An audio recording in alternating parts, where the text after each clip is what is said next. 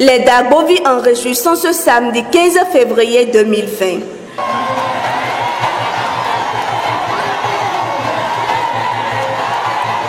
C'était l'enceinte de la salle du Palais des Sports Général Mathieu Kérékou de Cotonou qui a servi de lieu de rencontre entre son éternité Dagbo du Esprit Saint et ses enfants.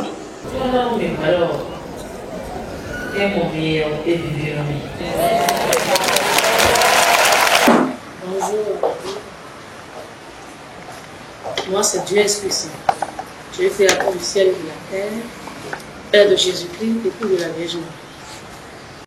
Nous avons déjà entendu parler de certaines personnes qui prétendent être les prophètes messagers de notre génération et qui détiennent le salut pour cette génération.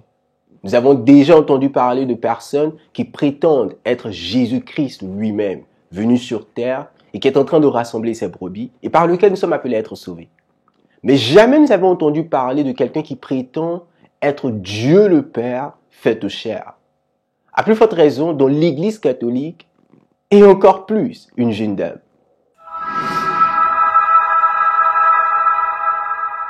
Des années, dans l'imaginaire collectif, Dieu a toujours été présenté comme un être suprême, qu'on ne voit pas, avec qui on ne peut pas discuter. Vous êtes Dieu. Alors, comment les êtres humains peuvent comprendre votre mission et votre existence?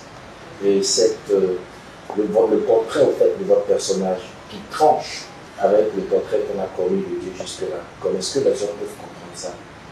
Quels sont les faits qui peuvent amener les hommes à bien comprendre ce que vous êtes réellement? Vous voyez, je me suis fait bien comprendre. On dit qu'il n'y a pas pire aveugle que celui qui ne veut pas voir. Je vais commencer par dire d'abord que c'est vraiment surprenant que de façon unanime, le monde entier perd la raison au même moment et refuse de réfléchir au même moment.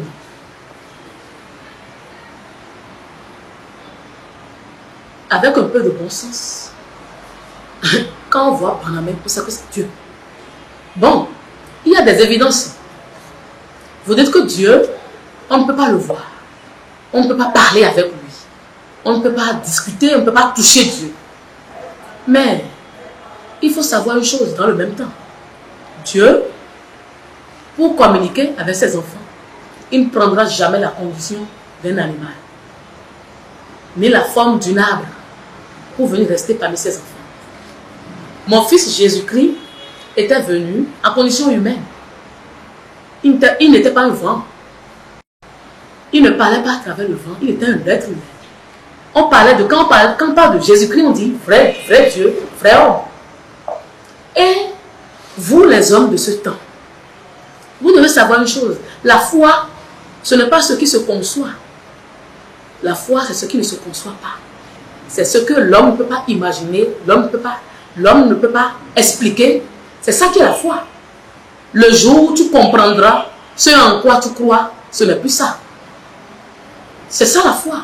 Dieu, c'est le mystère qu'on ne peut jamais percer. Le mystère qu'on ne peut jamais comprendre. Mais quand vous dites que, comment est-ce que les hommes peuvent comprendre que je suis Dieu? Je suis venu sur la terre. J'ai pris chair. Ce n'est pas parce que ma condition humaine, ce n'est pas parce que je suis dans la chair d'une femme que je ne suis pas ce que je suis. Dieu, Abba, quelle que soit sa condition, il est ce qu'il est. Et depuis que je suis dans la chair, j'ai dit que je suis Dieu. Et je le répète, je n'ai pas dit que je suis un prophète. Je n'ai pas dit que je suis un envoyé de Dieu. J'ai dit que je suis Dieu le Père, créateur du ciel et de la terre. Et c'est ce que je suis, que je dis. Et depuis que je le dis, rien ne m'est arrivé. Rien ne m'est arrivé dans ce abomé-là, sur la terre de Bouedbadja, qui peut se lever et dire qu'il est Dieu et combattre les forces du mal. Sans que rien ne lui arrive. Sur la tête d'Agoni, mais tu seras puni. Le lendemain même de tes déclarations. Donc, que personne ne trompe personne. Vous voyez, quand la personne dit qu'il est Dieu, il faut voir l'acte que la personne est en train de poser. Mais, quelle petite fille de 22 ans peut se lever et dire qu'il est Dieu ou bien qu'elle est Dieu, et se retourner contre toutes les forces du mal à travers le monde entier. Mais un être humain n'a pas ce culot-là. Un être humain ne peut pas faire ça. Et depuis que Bonhomme a commencé, mais voyez vous-même tout ce que je dis, tout ce que je fais. Mais les actes sont là. Et si vous ne croyez même pas en moi, croyez au moins en tout ce que je fais. Cette jeune dame prétend être Dieu le Père. Elle ne dit pas qu'elle est Jésus-Christ, ni qu'elle est un messager de Dieu. Elle dit qu'elle est Dieu le Père, et on l'appelle parfaite. Au fait, les gens racontent son histoire et on dit que ça a commencé en 2009, lorsqu'elle avait 19 ans. Elle avait été envoyée chez un prêtre pour être exorcisée. Et elle prétendait être le Saint-Esprit, Marie, Dieu. C'était un peu confus. Et finalement, elle a réussi à convaincre le prêtre qui a fini par croire et a annoncé à toute son église qu'elle est véritablement Dieu le Père fait chair. Et c'est comme ça qu'ils ont créé un nouveau groupe. Ils se sont dissociés de l'église catholique. Ils ont été excommuniés par le pape. Et finalement, ils ont créé leur groupe qu'on appelle les Banama.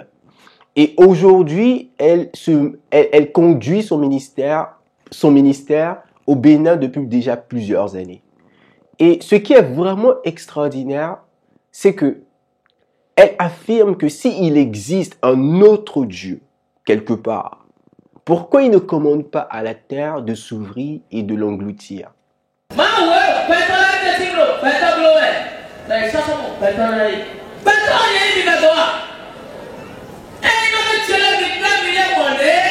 C'est Dieu qui est au milieu des hommes et agit pareil à l'être humain. Et voilà qu'ils l'ont pris pour leur semblable. Pensez-vous que je suis un être humain?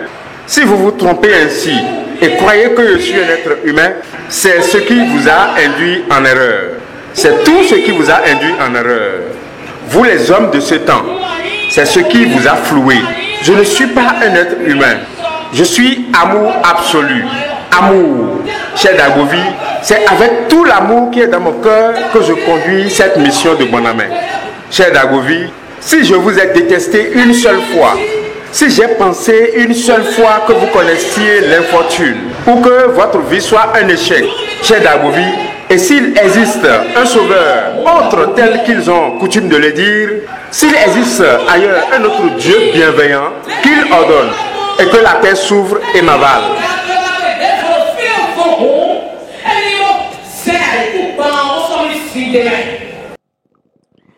C'est vraiment étonnant de voir que l'on est capable de pousser la patience de Dieu jusqu'à ce point. Prétendre défier Dieu lui-même en disant des choses de cette sorte-là. Et ce qui est intéressant, c'est que Dieu n'agit pas. Je me pose la question, selon vous, pourquoi Dieu n'intervient pas? Pourquoi Dieu ne fait pas exploser sa gloire? Pourquoi il ne manifeste pas sa puissance pour prouver au monde entier que cette jeune dame n'est pas Dieu le Père? Au fait, je pense tout simplement que Dieu n'a rien à prouver.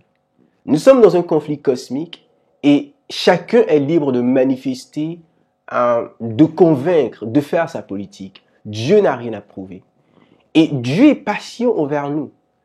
La Bible dit dans le livre de Ecclésiaste, le chapitre 8, le verset 11, « Parce qu'une sentence contre les mauvaises actions ne s'exécute pas promptement, le cœur des fils de l'homme se remplit en eux du désir de faire le mal. » Parce que Dieu use de patience envers nous dans cette période de grâce. Parce que Dieu ne manifeste pas sa puissance, ou plutôt sa colère, comme il a fait autrefois.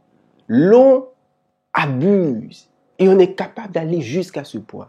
Bien aimés, faisons attention. Faisons attention de ce qui sort de nos bouches, de ce que nous posons comme action. Mais deuxième chose qui m'a encore choqué, c'est que ce genre de personnes entraînent toujours de milliers d'individus à leur suite. Bien sûr. Mais pourquoi? Parce qu'ils font des miracles. Est-ce que vous pensez que nous devons suivre un individu parce qu'il fait des miracles? Est-ce que ce sont les miracles qui nous conduisent au salut? Nous savons que dans nos sociétés, les gens sont très attachés aux miracles. Lorsque quelqu'un manifeste une puissance extraordinaire, on a tendance à le croire, à l'accepter. Mais ce qu'on oublie, c'est que même les féticheurs aussi font des miracles.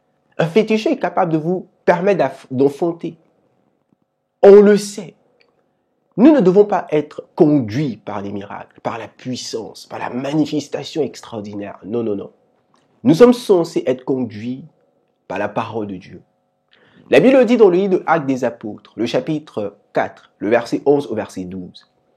Jésus est la pierre rejetée par vous qui bâtissez et qui est devenue la principale de l'angle.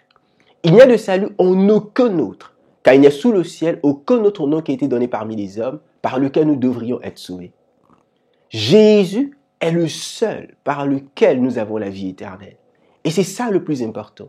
Toute personne qui vient et qui confesse Jésus-Christ comme le seul chemin vers le salut, cette personne-là est juste et en accord avec les Saintes Écritures. Mais toute personne qui nous annonce un autre évangile, et Paul l'a dit dans Galates chapitre 1, le verset 9, il dit, même si un ange du ciel venait nous annoncer un évangile contraire ou différent de ce qu'il nous a déjà annoncé, qu'il soit anathème. Ne nous laissons pas égarer. Mais il semblerait que bon nombre de personnes sont égarées. Pourquoi? La Bible nous fait comprendre dans le livre de, je crois, 1 Thessaloniciens, que il semblerait que Dieu ait envoyé déjà, nous sommes déjà à cette époque où Dieu a envoyé une puissance d'égarement.